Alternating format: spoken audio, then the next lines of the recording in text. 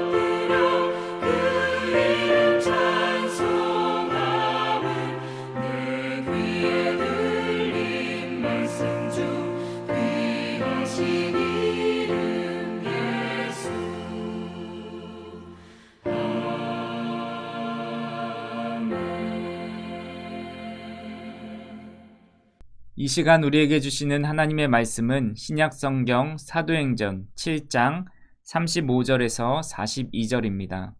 사도행전 7장 35절에서 42절을 한 절씩 교독합니다. 제가 전체를 읽겠습니다. 그들의 말이 누가 너를 관리와 재판장으로 세웠느냐 하며 거절하던 그 모세를 하나님은 가시나무 떨기 가운데서 보이던 천사의 손으로 관리와 속량하는 자로서 보내셨으니 이 사람이 백성을 인도하여 나오게 하고 애굽과 홍해와 광야에서 40년간 기사와 표적을 행하였느니라. 이스라엘 자손에 대하여 하나님이 너희 형제 가운데서 나와 같은 선지자를 세우리라 하던 자가 곧 이 모세라.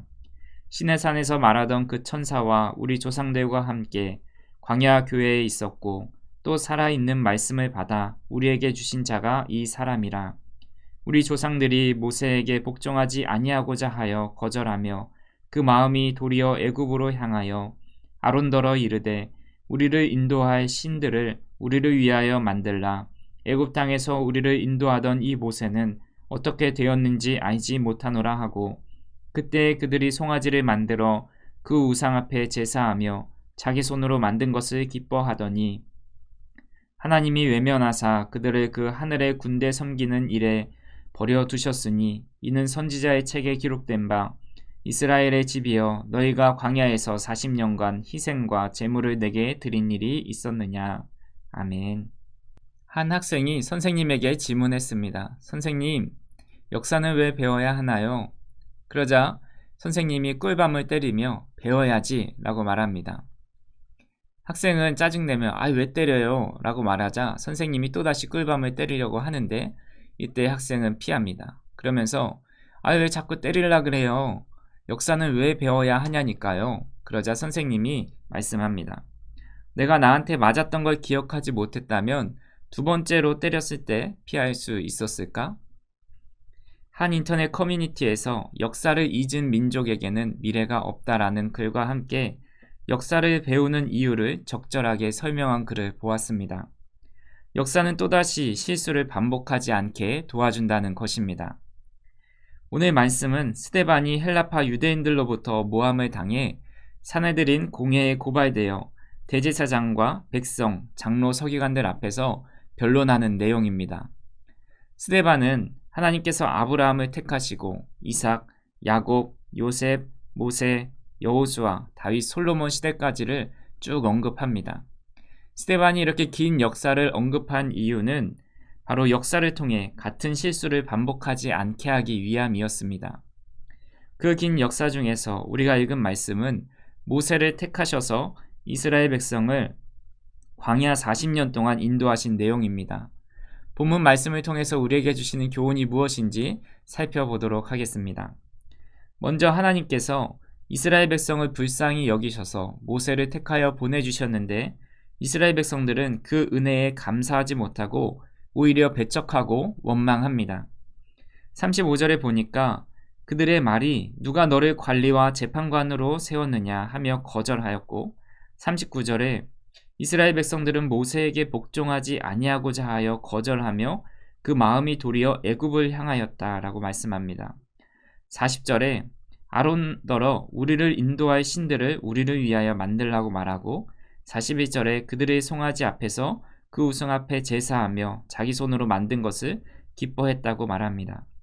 42절에 아모스 5장 25절을 인용하면서 이스라엘의 집이여 너희가 광야에서 40년간 희생과 제물을 내게 드린 일이 있었느냐 하시면서 그들이 40년 광야 생활 동안 하나님을 향해 얼마나 죄악된 모습으로 살아왔음을 말씀하고 있습니다.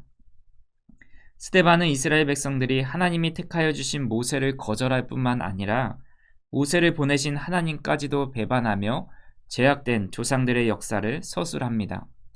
그리고 그런 우리 조상들의 모습을 유대인 지도자들인 당신이 답습하고 있다라고 말합니다.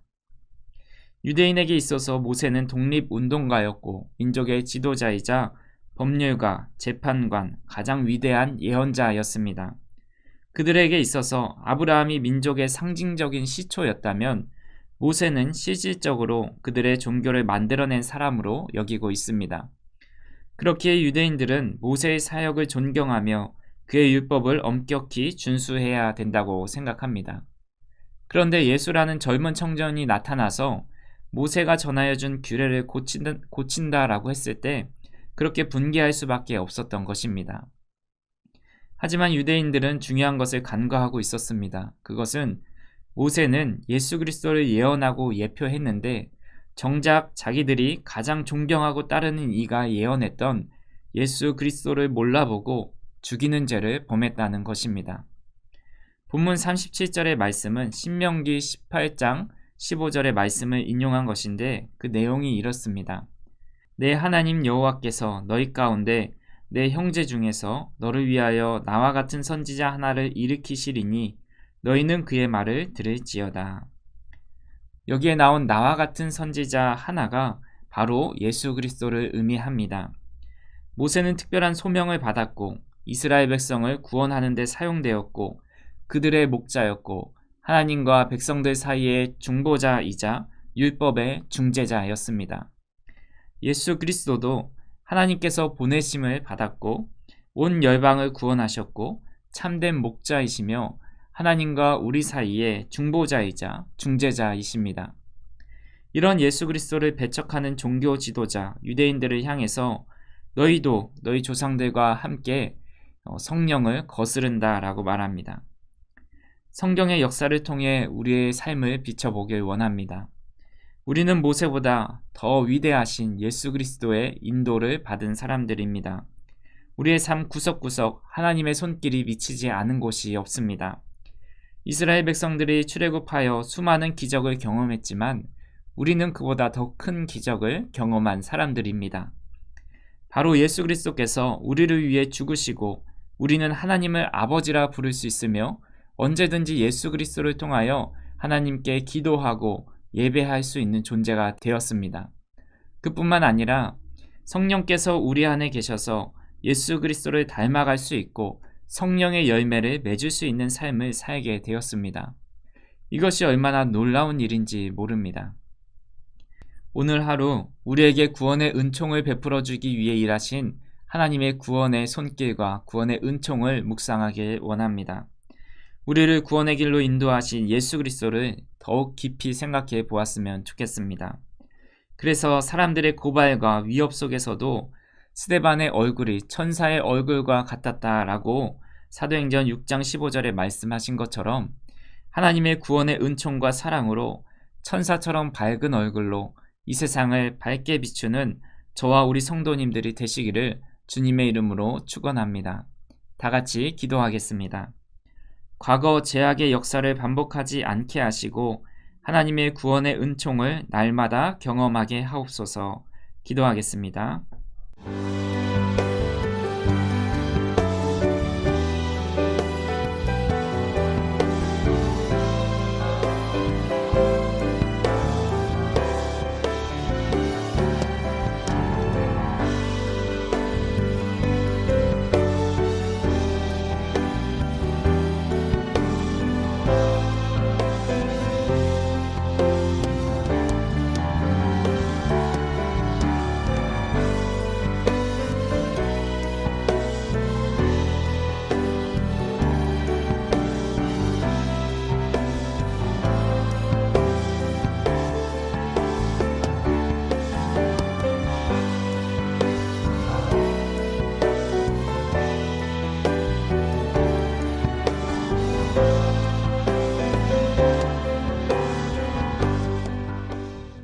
살아계신 하나님, 죄악이 가득한 저희의 인생에 하나님의 구원의 은총을 베풀어 주시고 주님의 자녀 삼아 주시니 참으로 감사합니다.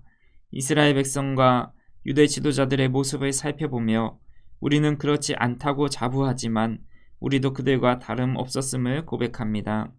우리의 죄악을 용서하여 주시고 다시 한번 온전히 날 위해 그 구원의 역사를 이루신 하나님 앞에 찬송과 영광을 올려드리는 삶을 살아갈 수 있도록 인도하여 주시옵소서. 예수님의 이름으로 기도합니다. 아멘.